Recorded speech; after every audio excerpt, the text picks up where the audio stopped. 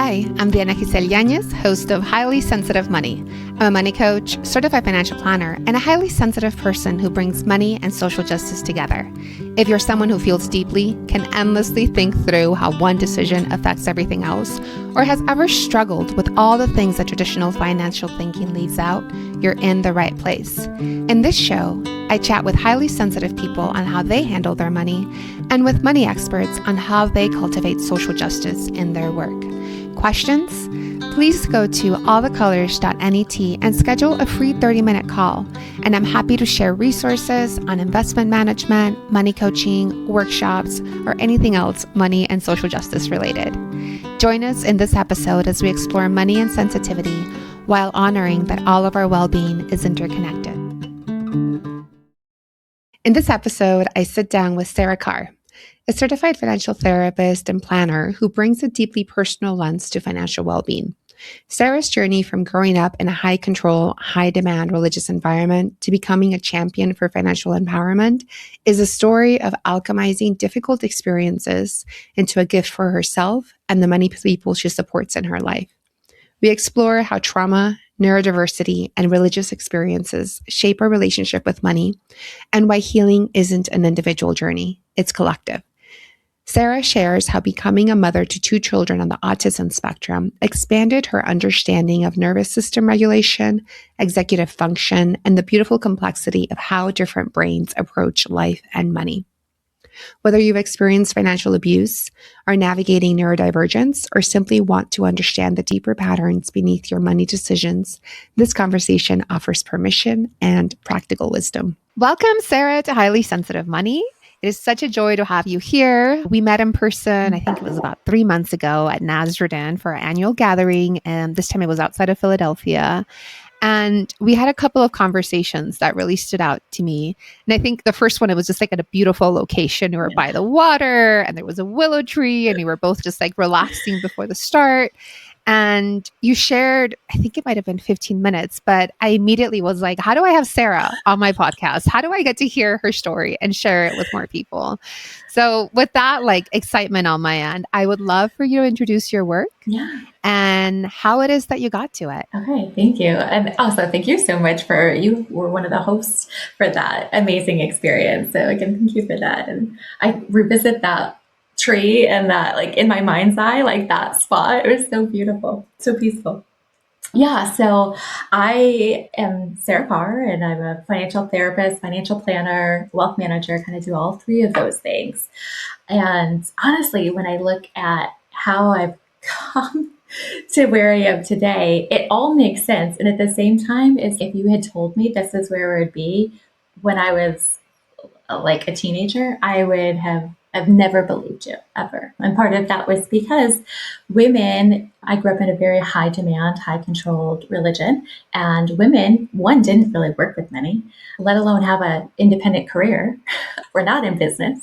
And my expectation was to grow up and to be a mom, to serve my husband, and to continue living out that ethos, if you will, of this is the role of what a woman is in this context, in this religious context, and under very patriarchal society. So yeah, the journey has been extensive. It's been amazing. And I ended up first in finance by accident. I took a role as a receptionist and then just kept evolving from there. I learned a lot about personal finance. It became a lot less scary as I initially thought it might be. And I realized that, there's actually pieces to this that are not that complex, that when broken down really can be easily understood. And then I also, at the same time, understood that by empowering people with some financial literacy, people would be in a better place to not be taken advantage of.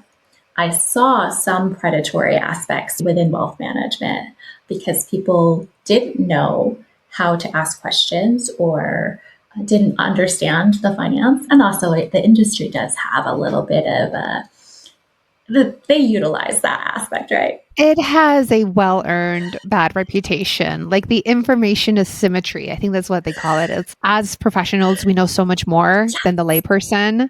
It's like mechanics, like car mechanics. You start telling, I'm like, I have no idea what language you're speaking. Yes. good luck with my car, Exactly. Yeah, it's the same thing. So when I realized, all of this lingo, like, it actually be broken down. It's not that hard. We can empower people to understand this and to take control of their finances and protect themselves from predatory behavior. So that's really how I got into that. And then I evolved, became a financial, really, at that time, I was not a certified financial planner yet. That was the first designation that I had received. I was really just doing some wealth management. And then when I realized planning was an option, I was like, wow, this just expands the avenues that I can help people. So I got that designation and I worked in that realm mainly for a lot of wealth management firms. And then that was probably the first time I started to take on some leadership roles, right, within financial planning and really implementing financial planning as a offering within a firm, which was really a cool opportunity. And then I became a mom. And that changed everything. And when I became a mom, I had an opportunity. And I say opportunity because this was not a forced decision. It was an offer. It happened a little fast. Like, I think I think looking back on that, it must have been probably 7 months pregnant when we made this decision. The plan had originally been, I'm going to continue to work. I was just working flex. Like, I had some hours that I work from home. And so I planned on being a career mom that way and continuing to do what I did. And I liked it. But the opportunity arose financially where my husband and I could move to a different location, his family home, and that would allow me to consolidate some expenses and then afford really to be home in a more active role. So I made the decision to do that and start my own practice, which was just fee only planning, really just no more wealth management, which allowed me to like really be home with my child, my baby, my newborn boy, which was a really incredible experience. And then I continued to work. I will say, though, I had that experience as a mom where I went through a little bit of an identity crisis. I had so much of my identity was in my career, and I had so much feedback from that and so much security that when I became a stay-at-home mom, for the most part, I wasn't making that money anymore. And I didn't realize how much my own income had become my own security blanket and how much that I had changed. I just wasn't conscious of that. So that was a money script that I really had to dive into and recognize, like, oh, this is why I'm feeling this way. I don't have that same security. And I have a question here because we went quickly over what it is to live in a high demand, high control environment, to grow up in that. And you said that originally this environment was like women are not making money, women are homemakers. Mm-hmm. And you became a homemaker, but it was a shock because you'd gotten used to being Mm-hmm. someone with their own income. Yeah. How did you become aware of that money script? Like, what's been the process of becoming aware and then integrating it, moving beyond it? Like, Mm-hmm. let's dive Yeah, into that. yeah. So I feel like I did. You're right. I moved really quickly through that. So let me back up a little bit because I I had still been part of that high control, high demand religion in my first marriage. I've been married a couple of times, and that first marriage, I was still very, and I got married young. I was still, I think I was 19 when I got married, and stayed in that relationship dynamic. The one caveat was that because when I met him, I was already working, and he controlled how and where I worked. There were some pieces to that, but I was still, quote unquote, allowed to work and was contributing. Now, he controlled all of the finances for the most part. And I think I was like, I managed some of that budget, but every decision was ultimately his. And when we divorced, because we'd have to go through my entire story, which I don't know that we have time for. So we won't do that. But there was a moment there in that span, I was married for 7 years, where that system of faith, that religion broke for me. Like, I had a realization, like, oh, this system, because that's really what it was. It was a system. It was, you believe X, Y, Z, and then, X, Y, Z happens. And I I stopped and what we call now deconstruct. I didn't have the language at the time, but it's deconstructing, right? It's rethinking those belief systems and everything that I was taught up until that point, including the role of a woman and what that looks like, had shifted for me. And I started to reevaluate everything. And through that process, I did end up divorcing my husband at the time. It just became like I couldn't fit into that narrow version of what that would have entailed. So we ended up divorcing, and I was financially independent. And I still remember, and this is why I bring this point up, is that when I was faced with the decision to leave, I was making a very good income. So when I sat down to look at what would it cost me to be able to afford to leave this marriage and to be independent, it was 100% doable. Yeah, I had that experience of being like, wow, that's what having that job, having that income, was what allowed me to leave that oppressive system. And I was thriving. So I think subconsciously, like we're not conscious of these beliefs at the time, that reinforced this income and this money is my security because I had that lived experience of it's what got me out of a bad situation. And I feel like as anyone that grows up gendered female, like it's such a clear memory. It may not have happened for me, it wasn't my experience, but it was my mom's experience, my grandmother's experience. There's so many generations of women actually being property, not having access to taking care of themselves. It was like 50 years ago that women had the right to have their own credit card without a male signer. It's so recent. So I'm hearing that like you saw that you had these possibilities because of your income. Mm-hmm. Yeah. And it was funny because when I look back on that, so many of my friends and my other women that I knew in my collective did not have that same opportunity because they weren't working. They didn't have a career. I didn't have an education. Right. And for any women listening, considering a career in financial planning and financial services, it's a very well-paid industry. It is. And you're probably very skilled at it. And the thing is, if it's still 25% of people in financial services, investment advisors are women. Yeah, with even a lower percentage being client facing. Yes. So let's come back up to date. You said that you became a stay-at-home parent, a stay-at-home mom, and felt that identity shift within you. You gave us some context on like why it's been so important to have that strong income. What did you do from there? How did you keep managing it? And I'm curious, question. like when does financial therapy come into your work as a financial manager? I see. Yes, yeah. And that's really where I think part of it was working with a coach. I was reading some different books. And the first book that I read was The Financial Wisdom of Ebenezer Scrooge, which is, by Clonces and Rick Kaler. And reading that, I became aware of this even term, money script. And that's where I was like, oh, and then that's where I became aware of the whole world of financial therapy. And at the time, financial therapy wasn't accessible for me as a financial planner, just the way that they were structured. Everything has changed since then. But I became aware of it and then started learning more about the research, about kind of these practices. And really, because I couldn't, it seemed like an aspect that was not something that I could pursue as a career at that point in time. I was like, well, let me just take all of this and apply it to myself. Let me just learn all of these skills and tools and apply it to myself. And at the same time as becoming a mom, I'm learning about financial therapy and practicing these skills and these tools. As my son's growing up and we added a daughter as well, I, throughout that process, also became aware of my own trauma that I had experienced as a child, as a teen, basically. And that set me into this whole other aspect of trauma resolution and trauma healing.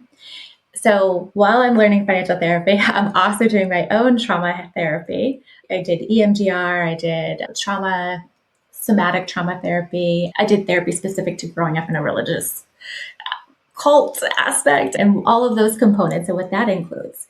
And I also did some yoga therapy. I became really aware of the somatic experience.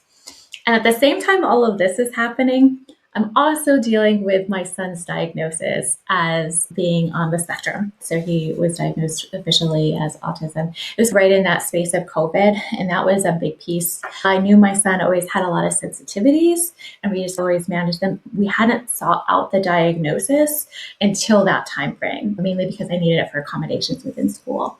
And so we sought out the diagnosis, got the diagnosis, and then as I was learning even more about it, I was learning about how so many things are linked to the nervous system, right? And so many things are caught up in our cognitive function, that executive functioning is usually not always clear when it's caught up in trauma, when it's caught up in nervous system overwhelm, such as ASD. And so I'm teaching my son, I'm learning myself, right? And then I'm also learning the skills. And so fast forward, this was probably, probably almost 10 years ago, maybe 10 years ago. And now I am still mom, still working with two children now on the spectrum, and because my daughter has also been diagnosed. And now full-fledged financial therapist working with clients. And so that's really framed a lot of the lens. There's quite a few clients that I work with that identify working with me because of my story and having come out of a religious framework, a high control, high demand. There's a lot of women that I tend to attract working with that are coming from this place of not having been empowered and now want to be empowered. So I do end up working with a lot of women to help them gain confidence and really work on their both financial literacy skills, but also knowing how to feel confident in their financial decisions on that emotional and that lived experience, that somatic place. And also I end up working with a lot of ADHD and kind of neurodiverse clients. And I think I recognize it and see it, and I have language now that I didn't necessarily have before to really see that. That's where I am today. And I'm hearing how a lot of lived experience and the things that now you're helping other people with, like high demand, high control, coming out of that system. And now what you learned as a mom of two children on the spectrum, like how to help people with those. And I'm curious, which of those avenues would you want to share more about? Yeah, I think there's actually some overlap, which I think is interesting, right? So whenever, like when we talk about trauma and traumatic experiences and in religious and high demand experiences, what that culture creates is some level of a typically abusive situation, whether your autonomy is being infringed on, whether there's resource being withheld from you. When you live in a system that is so controlling, you lose autonomy. And when you don't have autonomy, when things happen, you don't have the skills to move through a negative experience. So when you have an adverse experience, there's like levels. There's adverse religious experiences, there's spiritual abuse, there's religious trauma, there's all these things. And it's based on how the nervous system perceives its and how it manages an experience. So if we have a negative experience, if you're able to move through the emotions and you're able to come back to a place of agency and of choice and empowerment, then you've moved through that. But if at any point in time that you don't have choice, that you are being limited, that you have been overpowered, and those emotions get stuck, and you don't get a chance to move through that, that can create a traumatic response. And how that presents itself may be different. Your nervous system is going to create some responses that are fight, freeze, appease, one of those. And they can become, the more things happen, this is with complex trauma, for example. So instead of one traumatic experience, it's lots of multiple. And that's what high demand, high control religion really creates, complex PTSD. And so it's really having to learn how to create new neurological responses. It's creating a different pathway. So sometimes you take someone that's a trauma survivor, you put them into a different space, they're going to react the same way, even though there's different information coming in. And so it's creating new neural pathways. It's creating a different response system over time. And the same applies with people on the spectrum. So my child hasn't experienced the same complex trauma that I did, but because of the ASD, his response, my daughter's response, they work very differently, by the way, is a neurosystem, right? There's a lot of stimuli that's happening. And if he doesn't have the tools to move through that, the tools that he ends up creating, masking, his was always he would freeze and he would collapse in on himself. So he'd get smaller and smaller the more stimuli there was. How do we manage the amount of stimuli on a neurological level, right, in that nervous system, so that he can have access to that cognitive part of his brain, have access to engaging with other people again in a place that he knows that he's safe, right? So it's learning the patterns of what his system is doing. And it's the same thing with my daughter, although hers is very different. She's going to fight. she's the fighter. So her response is different. So there's like all these patterns that I've been able to see both in trauma resolution as well as the ASD. And when you apply that to money, get a whole nother experience, right? Because we know that money is not just cognitive, right? As a planner, I could create the best plan ever, right? And deliver it. And then people walk out the door and they don't take action because we're not addressing the underlying. We might have the values conversation, we might have the goals conversation, but are we having the conversation about those patterns of the everyday and how financial decisions are being made? Are we addressing what's happening in the nervous system when we're talking about the financial goals and financial pieces? So it's really like taking that piece, right, and working with clients to say, what's going on underneath? What's happening on an emotional level? What's happening on a somatic experience level? Where's the activation, pinpointing the activation, and then witnessing what patterns there are so that we can readdress and maybe shift those patterns. I'm hearing you share both of these streams that you work with, and let's go through each of them. Okay. For someone that's owning their empowerment with money, right? What are like maybe the first couple of steps that you would recommend for someone in that situation? Okay, let's break this down because I also think that when we're talking about high demand, high control religion and patriarchy, we have some very gendered experiences. For the framing of this answer, I'm going to put this in a women's, not to say that men don't have this experience, but let's put this in the space of women, because a lot of that first piece is permission slips, right? It's because for years, women have been told that they're not good with money, that they are less than, that they shouldn't, they don't have. I honestly, for me, I believed as a core belief that I was incapable, that God didn't grant me, God made me differently, that I didn't have whatever men have, that I didn't have the ability to actually make financial decisions, to make good financial decisions. There may be subpar because I wasn't equipped that way. And that was the framing that I came away with.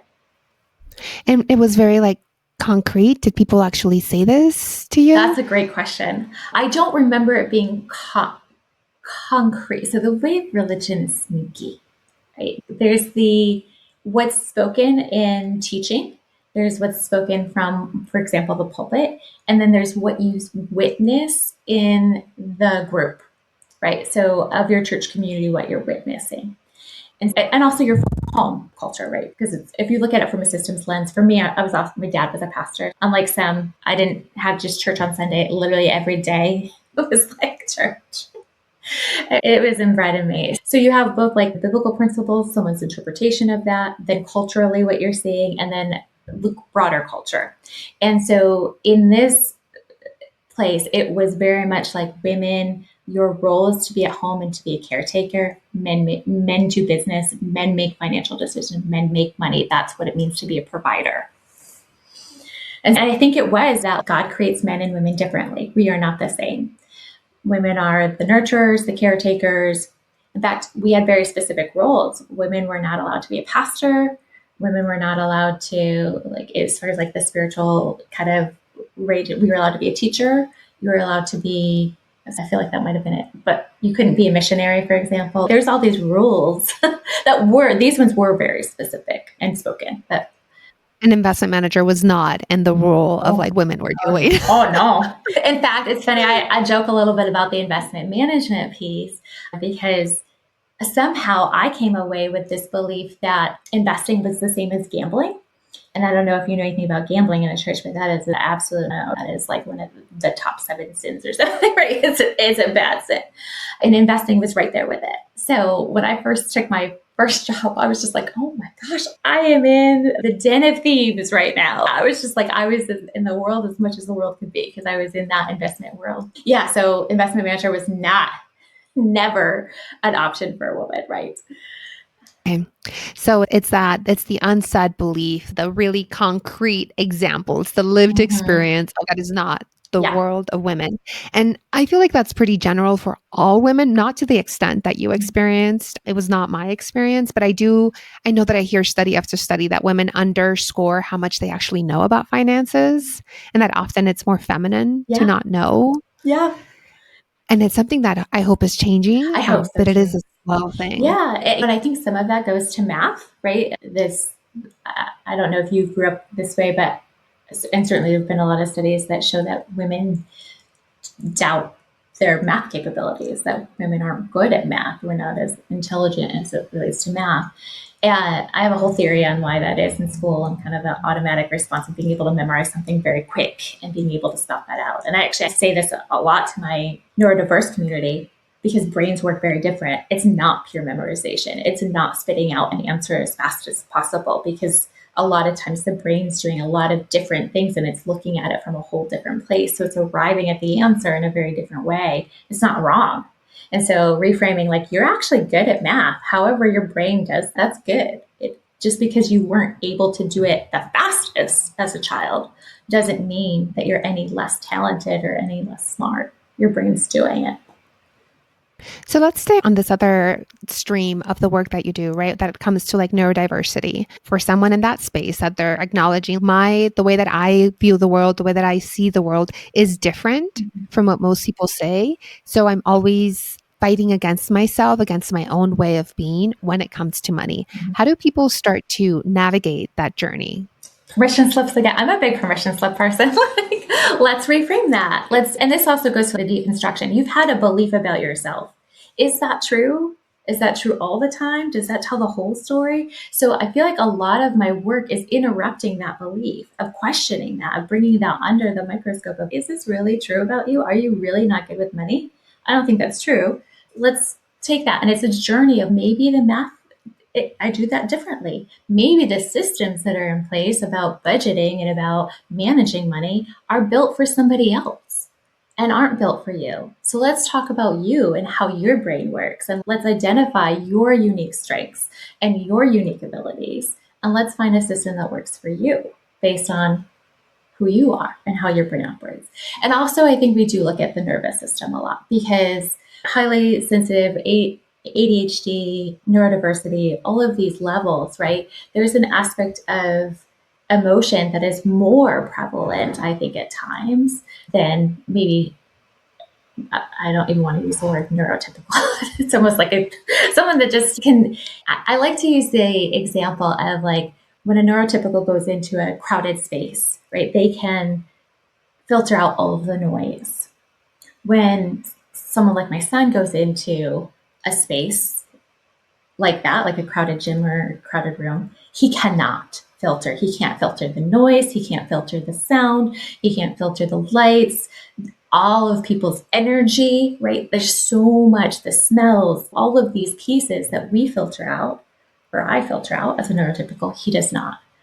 And so I think it's the same thing with money, that when you go to approach money, sometimes there's a lot of other aspects that I don't have the space, I don't have the ability to filter that all out. So it's tuning into what's going on in the nervous system, what's happening as you approach, like looking at a spreadsheet or approach looking at what is my debt level? What is this looking like? Let's slow this process down and let's take it apart piece by piece and let's identify what's happening to you. And I'm curious, what was the training, the additional training that you needed, and specifically to help people addressing neurotypical, Oh my gosh. not having a neurotypical experience? If there is training, I would love to know more about that. I did a lot as a parent, like going through therapy with my son. So my son did do ABA therapy. Now, I will say it's very different than old school ABA therapy. What is ABA therapy? applied behavioral analytics. It used to be super focused on changing behavior. Yeah, applied behavior. Changing just behavior. I will say the therapist, and I'm really, I would say, privileged, lucky, blessed to have had a really great therapist team for my son that I knew, and she was really wonderful at like explaining things to me and helping me learn as a parent as I went through that. And a lot of books, a lot of like webinars. I ate up everything I could possibly learn. Stephen Porges, I think, does a lot around because that kind of overlaps. So I read through Gabor Mate, like all of these like names in that, and they overlap with trauma and nervous system regulation, all kind of overlap. So I was just reading and consuming. I would actually go to, I think there were CE courses for therapists that were specific to these things. And I would just pay, I didn't get the CE credit, but I would just pay for the course and then absorb that. So that's how I learned all of these things. You made it for yourself. And Yeah. there was an example that was coming to mind for me on like the neurotypical versus atypical. It's like being left-handed in the world.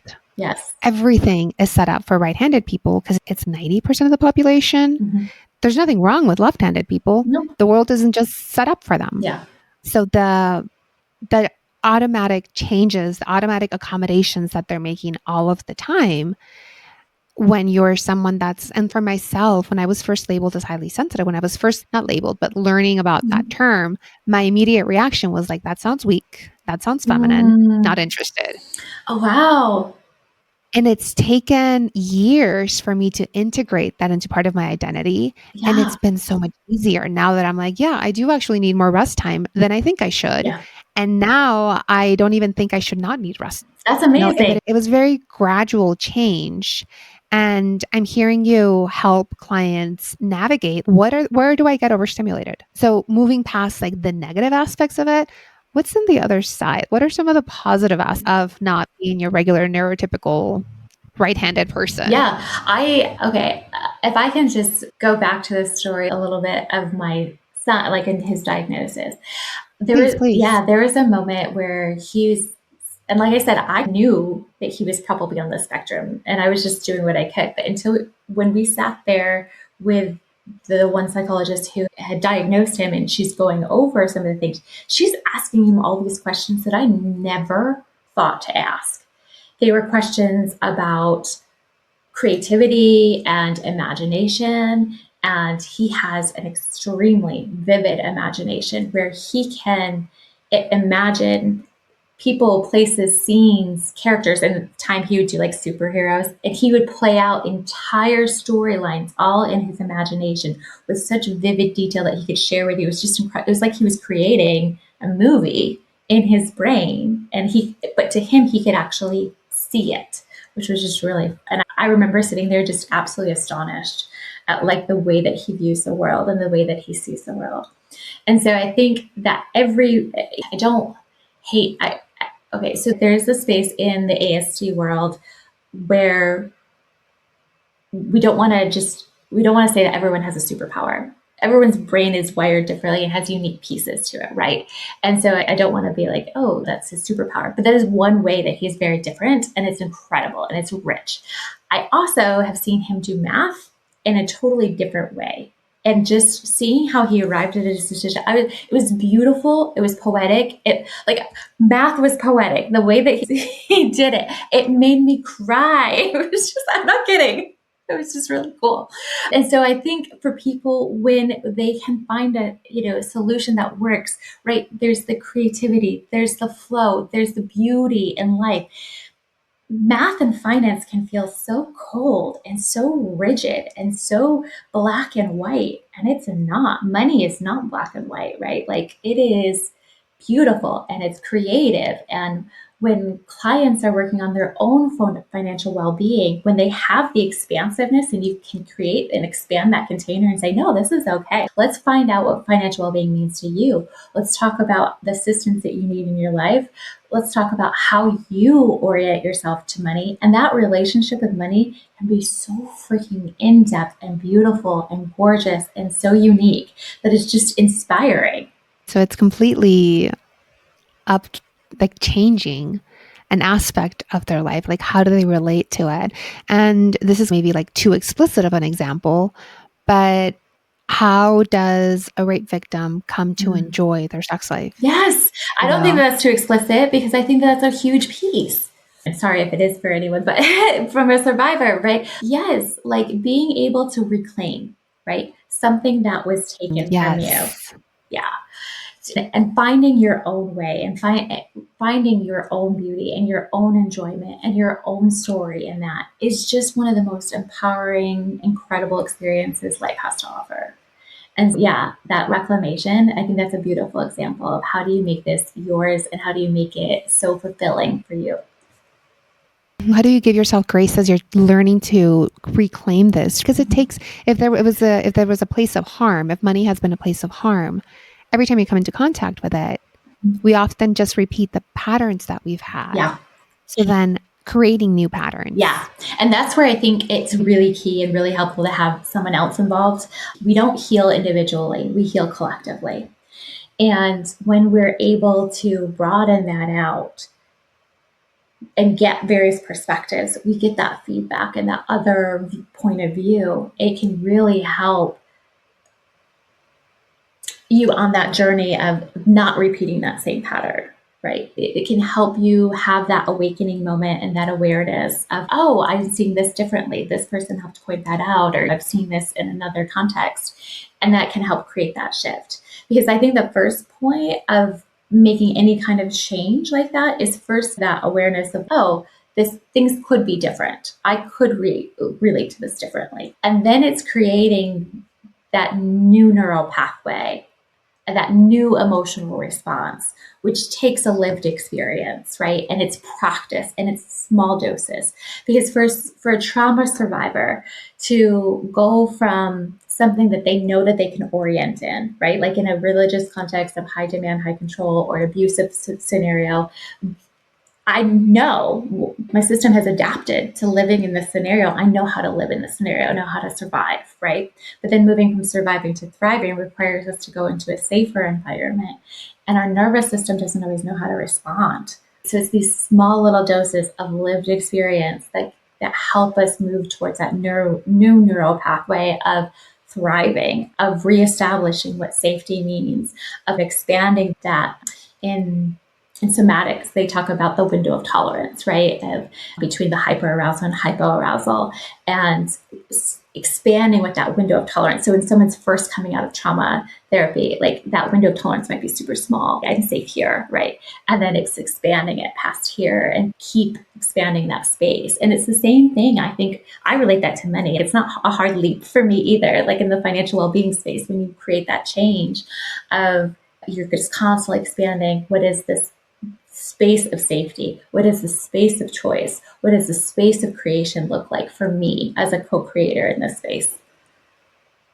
Yeah. And for someone that's coming in with this like very ingrained story of women don't do money, or I'm just too disorganized to handle this, or I shut down as soon as I see it. Like all of these very strong money scripts, these limiting beliefs, they take what you said, that lived experience of doing things differently. And I love you said that we don't heal individually, we heal collectively. Could you expand on that a little bit more? Like, where did you get that from? How do you help clients live into that? Yeah. Okay. We heal collectively and we're such an individualistic culture in the United States. So it was actually introduced that concept by Judith Herman. She wrote the book Truth and Repair, and she did a lot in trauma survivorship. And how to envision justice.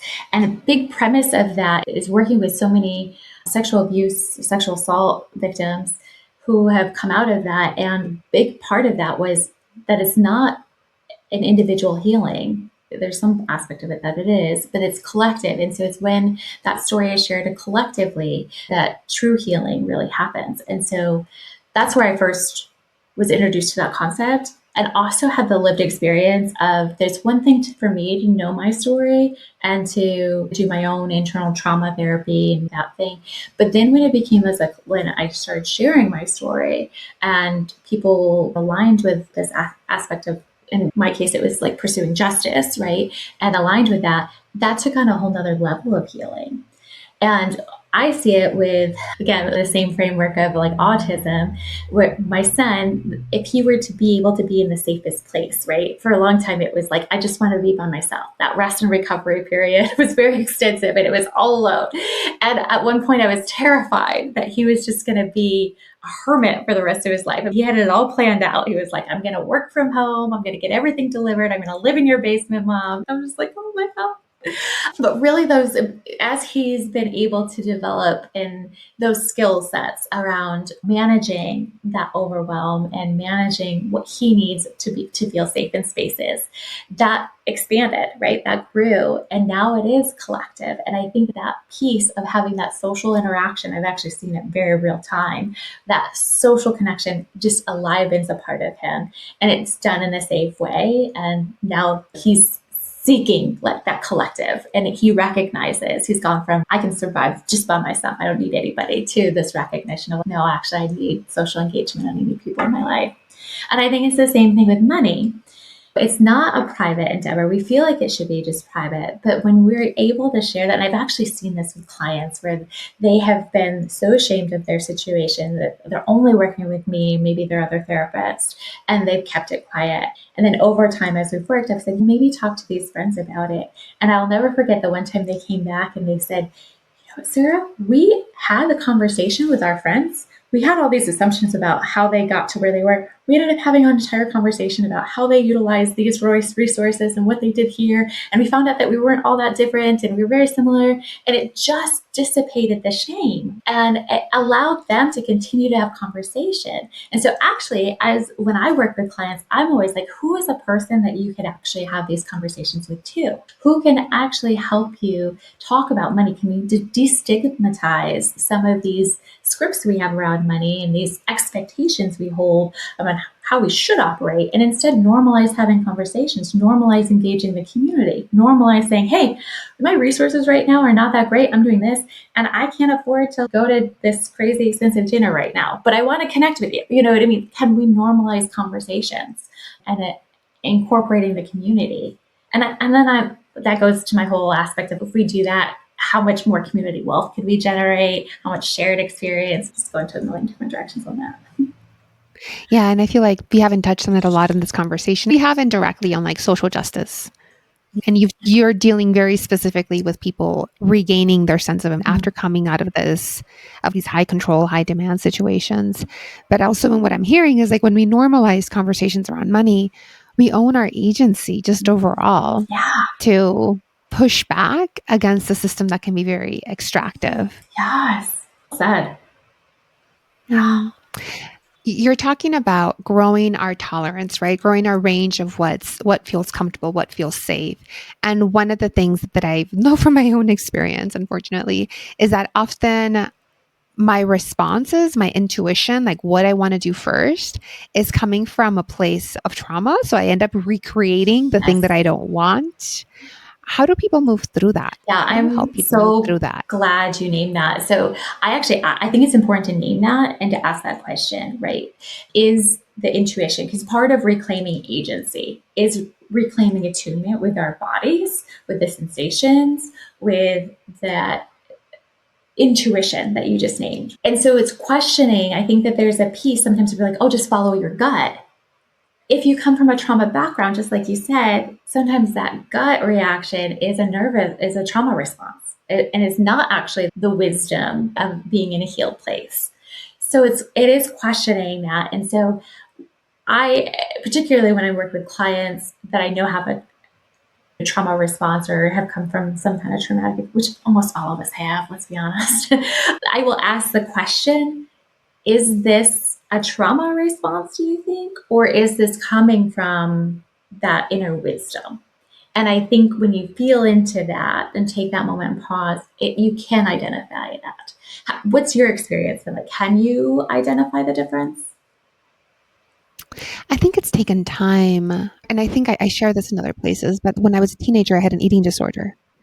So learning how to eat in a way that felt comfortable and Yeah. natural, healthy for me, it took a lot of time. It Yeah. took a lot of time for me to start to trust my intuition around my choices it was very much like the lived experience and normalizing like why it was that I was doing, that I was choosing to take actions that were harmful, and how like those were the best tools I had at the time. Yeah. So I guess my experience of like my gut instincts over time, I had to hear below the gut instinct, that the thing that I wanted to do, hear below it, what is the need that I'm trying to address? Mhm. And I know that this doesn't satisfy it. So what is it that I could do that would actually satisfy the need for safety, the need for comfort, whatever it was? Yes, I think that's a huge piece you just named, right? Like the identifying that what is it that what's the actual need, right? Tuning into what is it that is calling for attention, right? What is the need that I need to soothe? And is this really going to soothe it? I actually use that with a lot of my clients, and I actually give them that framework of tuning in to, particularly with their spending, right? What is it that I'm trying to soothe? Identifying, is it I need connection? Is that I'm hungry? I'm tired? What are those core needs that is calling out to be soothed? And then is what you're about to do actually going to soothe it? Is there another way that you could soothe that's maybe more holistic? And just pausing it long enough to ask those questions can then help us gain that lived experience of soothing it in a way that's holistic and healthy. Yeah, I want to name, we've talked so much about what are those systems that we can do, what are those things, steps that we can take to move us towards better well-being. And I think it's, I want to name that it's messy. I think so many people go into wanting to change something and they just want the formula or the script to go from point A to point B without all of these kind of hiccups or these changes and these pieces. And I think it's really important to normalize that's not going to happen. And that's not because you're not doing it correctly or something's wrong. The whole healing journey is kind of messy. And there's these points that provide learning, that provide experience. And I think those are really valuable. And we don't necessarily want to just move past them too quickly or just discard them. We want to, life's about the journey. So I think it's really important to name that it doesn't have to be clean healing process of movement. Healing doesn't work like that at all. I love the visual of spirally, right? It's like a Yes. spiral that you come back to the same place and you're like, this doesn't work for me. And I'm here again. And I'm choosing to do something that doesn't work for me, but I'm becoming aware of it a lot more Mm-hmm. quickly. Or the depth of it is a lot Yes. shorter. Or yeah, Yeah. yeah. So it's just like pushing back on the word messy and being like spirally. It's I kind of like that. repetitive. Like I like that so much better. It's the same thing like in nature, right? We have the spiral and of the seasons that come in and out of that's we live that way. That's nature. That's nature's rhythm. It is not linear. It is very circulatory. it is very cyclical. Yeah. So we're coming up towards the end of our conversation. Thank you so much for being here. For people who are interested in working with you, like what are some of the next steps that they could take? Where could they find more? Yeah. So you can go to my website, sarahcarfinancial.com. I have my links to my socials. My booking link is there too to schedule like an initial consult. I also, for women, you had mentioned women in finance, right? If you're considering a career in finance in any capacity, there's also a link for just a little professional chat. Don't hesitate to schedule that. I'm happy to chat about what this work looks and how as a woman you might be able to get into this in a deeper way. So all of those are there, whether you want to connect with me for my work and working with me directly, or if you just want to have a chat furthermore about where this goes. I think the more we talk about all the work that we're doing, just the better and more expansive that work becomes. Well said. And thank you once again for sharing your story, your specific story, like seeing how as a mom, you've also learned so much more and how you're bringing both of these lived experiences to work that's really important. So once Thank again, you. thank you so much for your time. No, thank you so much. I really appreciate this and I appreciate the work that you're doing. It's so amazing. Sarah reminds us that our money stories are never just about money. They're about safety, agency, autonomy, and the deep work of deciding how we want to live our life, regardless of the culture we grew up in. I'm grateful for Sarah's willingness to share not just her professional insights, but her lived experience, who has done the hard, spiraling work of healing. I'm so grateful to have Sarah Carr as a colleague and a podcast guest. Her work reminds us that financial well-being isn't about fitting into rigid systems. It's about finding the unique, beautiful way that works for your brain, your body, and your story. Thank you for joining me on Highly Sensitive Money. I'm Diana Giselle Yanez, and I hope this episode helped you see how money and sensitivity can work together while honoring our interconnected well-being. We have the power to create a system where everyone's needs are met because nature is abundant. If you found value in today's conversation, please take a moment to leave a review and share this episode with someone who could benefit. Your support helps this message reach more people navigating their own financial journeys. A thank you goes to Mike Schul for the music and Juan Antonio Nunez for producing. For more resources on bringing money and social justice together, sign up for my monthly newsletter over at allthecolors.net. I also invite you to schedule a free 30-minute call where we can talk about money coaching, investment management, and all things money and social justice. Until next time, remember that your sensitivity and deep thinking is your superpower.